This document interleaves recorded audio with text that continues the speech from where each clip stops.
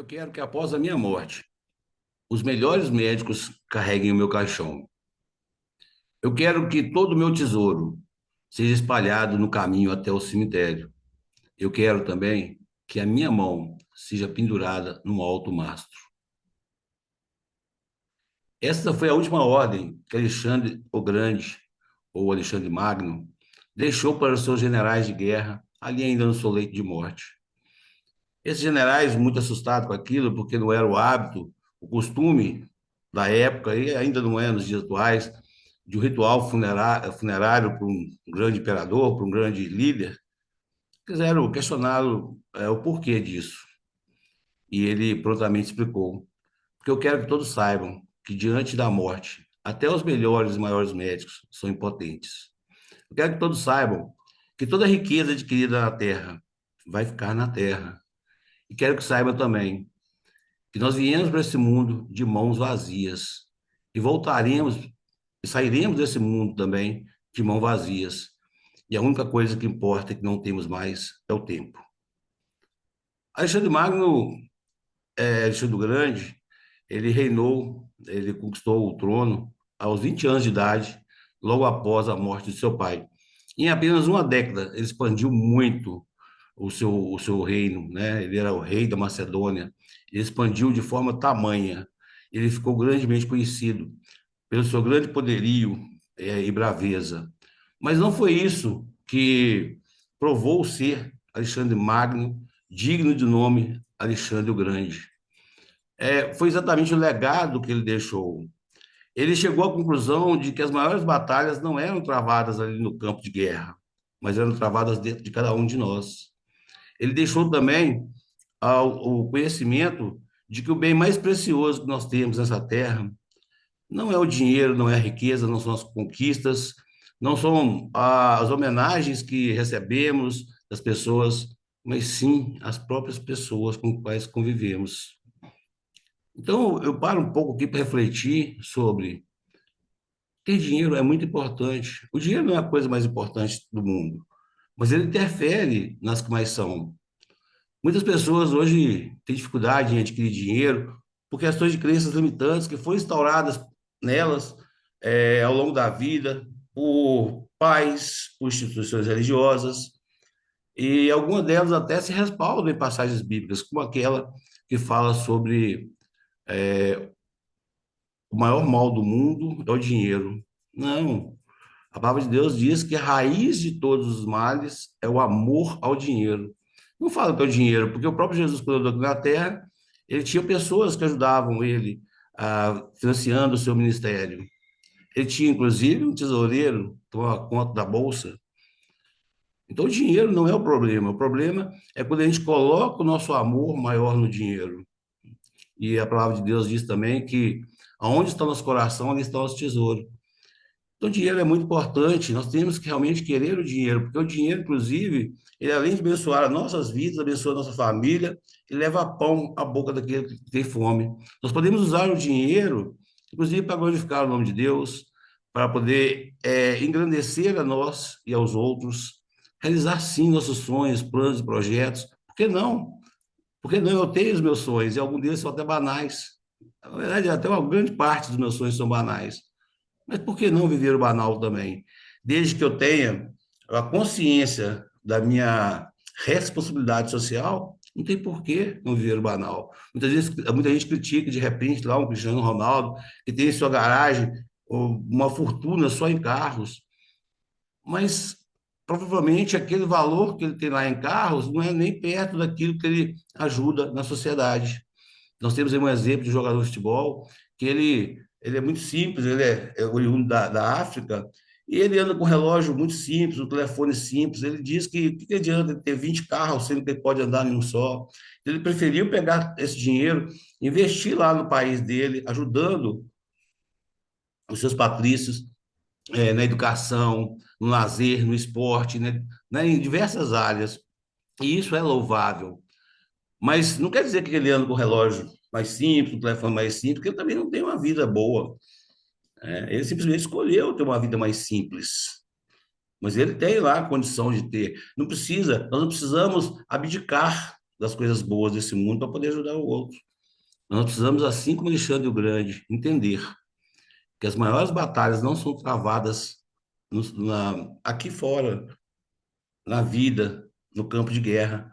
As maiores batalhas são travadas dentro de nós mesmos, vencendo nossas crenças limitantes, esses pensamentos que muitas vezes não são nossos, são pensamentos que foram gerados dentro de nós através da visão de outras pessoas. Ontem mesmo eu falei com uma pessoa sobre isso. Esse pensamento é seu ou esse pensamento é de alguém que inseriu em você?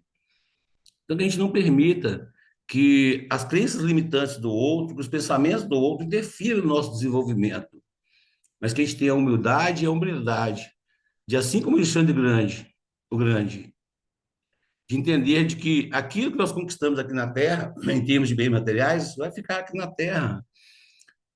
E o que de mais precioso nós vamos deixar é o exemplo de homem, de pai, de marido, de esposa, de mãe, de filho, de cristão, de ser humano que nós somos.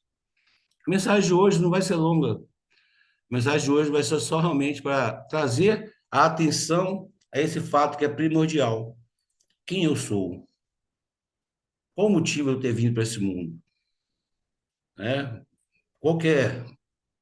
Qual o motivo pelo qual eu vim para esse mundo? Será que eu vim só para acordar de manhã, ir para o trabalho, vir para casa almoçar, voltar para o trabalho, dormir de noite e fazer aquele trilhozinho de doninha? Não, nós viemos para muito mais do que isso. Se você hoje não está usando seus dons em benefício da humanidade, em benefício das pessoas à sua volta, você está pecando, pecando contra os seus princípios, contra os dons que Deus te deu. Às vezes a pessoa fala que não tem dons, tem sim, todos temos dons. Muitas vezes nós temos dificuldade em entender quais esses dons e como colocar esses dons em benefício da humanidade. Então, um pai, de repente, ele vai levar para o filho esse entendimento da humildade. E quando eu digo humildade, gente, às vezes a pessoa tem gente que é muito rica e é humilde. Tem gente que é pobre e é soberba, é orgulhosa. Então, a humildade ela não tem a ver com condição financeira. A humildade tem a ver com a condição de princípio. Minha mensagem aqui hoje é para que nós possamos nos posicionar como Alexandre o Grande, que deixou aí realmente o seu nome marcado aí na história, mas principalmente por deixar esse legado aí de um grande líder humilde, né? De um grande líder que governou, sim, com braço forte, mas que mostrou para as pessoas que o maior ganho que nós podemos ter aqui na Terra é a compreensão de que nós somos pó e vamos voltar para o pó. Nós viemos de mão vazia, vamos voltar de mão vazia. E nós podemos vencer batalhas infinitas, mas contra a morte é uma guerra perdida. Eu disse ontem também para essa pessoa que ela tinha certeza que ela vai morrer, né? Assim como eu tenho certeza que eu vou, e você tem certeza que você vai também. Mas que enquanto a gente não morrer, que a gente viva. Porque muita gente está vivo, está morto, estando vivo. Nós viemos aqui, Deus nos trouxe não para sobreviver, mas para viver. Sobreviver e viver são duas coisas totalmente diferentes. Sobrevive é aquele que realmente está seguindo esse trilhozinho de doninha, né? Quer repetir os mesmos padrões todos os dias. Acorda, né? Tem até aquela música, todo dia ela faz, é tudo sempre igual. A gente não tem que fazer tudo igual todos os dias.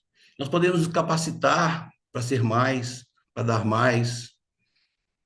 Nós podemos nos capacitar, né, para poder, sei lá, contribuir mais com o mundo.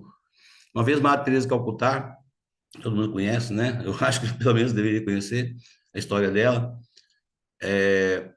Ela fazia grandes feitos, grandes obras, né? E um milionário, uma vez, foi lá para onde ela estava fazendo essas obras, um milionário americano foi para lá, porque ele estava descrente naquilo que estava sendo levado aos ouvidos dele.